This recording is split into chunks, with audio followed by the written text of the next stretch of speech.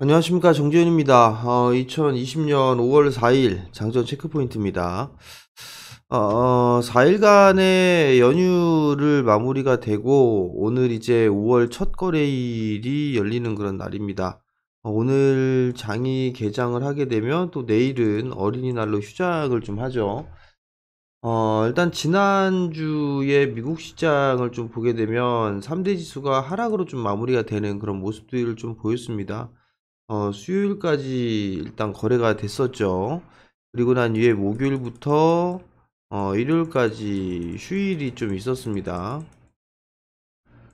그리고 난 이후에 목요일, 수요일 같은 경우는 미국 시장이 좀 상승으로 좀 마무리가 되는 그런 모습들을 좀 보였었고, 목요일과 금요일 같은 경우는 미국 시장이 좀 약세를 좀 기록을 했었습니다. 그리고 금요일 같은 경우는 다우지수가 2.5% 밀렸었고요.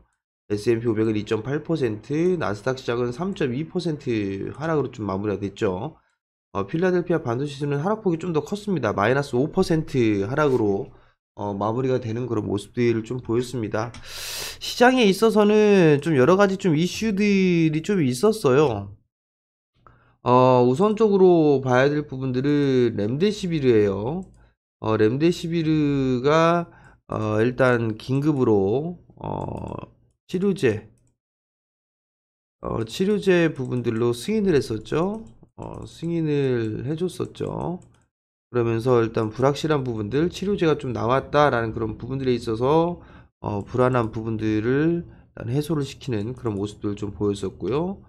두 번째 부분들을 보게 되면 지정학적 리스크였었어요. 지정학적 리스크 이 부분들이 완화가 됐다라고 좀 봐도 되는데, 김정은이 다시 비료공장 준공식에 참석을 하면서 건재를 과시를 했습니다. 이러면서 지정학적 리스크는 어느 정도 해소가 된 그런 사항들이죠. 근데 이제 중요한 부분들은 시장에 있어서의 밸류적인 부분들이 여전히 크단 얘기예요. 이 밸류에 대한 부담감이 커질 수밖에 없다라는 거, 이 부분들을 좀 기억을 하셔야 될 것 같고요. 전날 특히나 지난주 금요일 날 같은 경우는 테슬라 모터스가 급락을 좀 했었어요. 이 급락을 했었었는데 회사의 주가가 비싸다, 주가가 높다, 뭐 이런 언급을 하면서 주가가 지수를 끌어내리는 그런 모습들을 좀 보였습니다. 여전히 시장에 있어서는 이제 모멘텀 거리들이 좀 부족한 그런 상황들이 아닌가라고 좀 판단이 됩니다. 어찌됐든 간에 지수에 대한 흐름들보다도 종목에 있어서의 전략을 좀 세워나가야 되지 않을까라고 좀 판단이 되는데요. 이러한 부분들은 5월달 시장에서도 계속적으로 좀 이어지지 않을까라고 좀 판단이 됩니다. 결국은 시장의 흐름들을 놓고 봤을 때는 지수적인 그런 부분들에 있어서는 밸류적인 그런 측면들이 있고, 그 다음에 재료에 있어서의 소멸일 부분들이 있어요. 렘데시비르 치료제가 좀 나왔던 그런 부분들이 이미 시장에는 선반영이 좀 되어진 그런 사항들이기 때문에 일단은 재료 소멸로 좀 봐야 되지 않나라고 좀 판단이 됩니다. 그렇지만 시장에 있어서는 여전히 풍부한 유동성이 있어요. 풍부한 유동성이 있는 그런 사항들인데 문제는 선제적으로 돈을 뿌렸습니다. 돈을 뿌렸는데 여기에서 이제 이 부분들이 컨트롤 할 수 있는지, 컨트롤 할 수 있는지 그 부분들을 체크를 좀 해봐야 되지 않나라고 좀 판단이 됩니다. 결국은 종목에 포커스를 좀 맞추는 그런 전략이 좀 중요하지 않나라고 좀 판단이 됩니다. 오늘 잠깐 좀 지수를 좀 보면서 말씀을 좀 드려보면 우선적으로 해외 시장을 좀 보죠. 해외 시장을 보게 되면 수요일 날은 상승 마무리가 된 그런 상황들이죠. 그리고 목요일부터 조금 쉬어가는 그런 모습들이 좀 나왔을 거예요. 이미 선반영이 됐죠. 한국 시장 같은 경우는. 목요일 같은 경우는 약보합. 그리고 나스닥 시장 같은 경우는 금요일 날 3%대의 좀 하락을 보이면서 비교적 큰 폭의 좀 하락을 좀 보였었죠. S&P 500도 마찬가지로 어, 지난주 목요일 날은 1% 가까이 좀 밀렸었고요. 그 다음 날은 2.8%, 3%대의 하락을 좀 보였고요. 다우지수 같은 경우도 1.1%대와 2.5%대 3.67% 정도 하락으로 마무리가 좀 되는 그런 모습들을 좀 보였습니다. 그러면 한국 시장 같은 경우를 좀 보게 된다라면 아무래도 1900선대 초반 1910포인트대나 1900대 초반 포인트 그 정도 때의 흐름들까지도 일단 밀려서 출발할 수 있지 않을까라고 좀 판단이 됩니다. 여전히 시장에 있어서의 밸류적인 부분들이 여전하다라는 거, 그 부분들을 좀 기억을 하셔야 될 것 같고요. 여전히 이제 어느 정도 이 종목에 집중을 해야 되는 그런 사항들입니다.